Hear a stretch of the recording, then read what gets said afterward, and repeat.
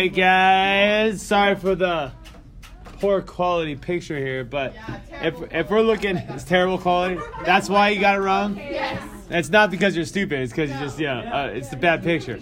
Okay. So when you're looking at this, you gotta factor first. Okay. So I'm gonna take a 2 out of the top before I start factoring.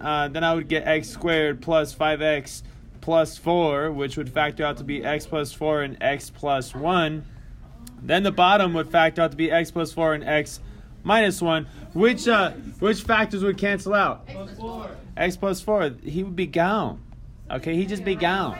So that means negative 4 is not a vertical asymptote. 1, positive 1, is a vertical asymptote. But what is happening at negative 4? There's a hole. There's a hole. There's a hole. Okay, so if we're looking at the graph right here, same graph, if we get over to negative 4, we can see. You passed it. There it is. We can see a hole.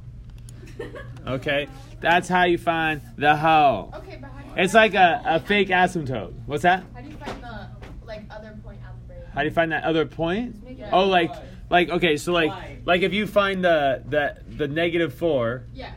how would you know the y value? Yeah. You take the negative 4 and you plug it into your function. Oh. I see. Okay, but not this one, the simplified function. Okay. So you would go back to this. Yeah, you go back to this. Yeah, you plug in the negative 4 to these, and then you'll be able to get it. Oh, okay.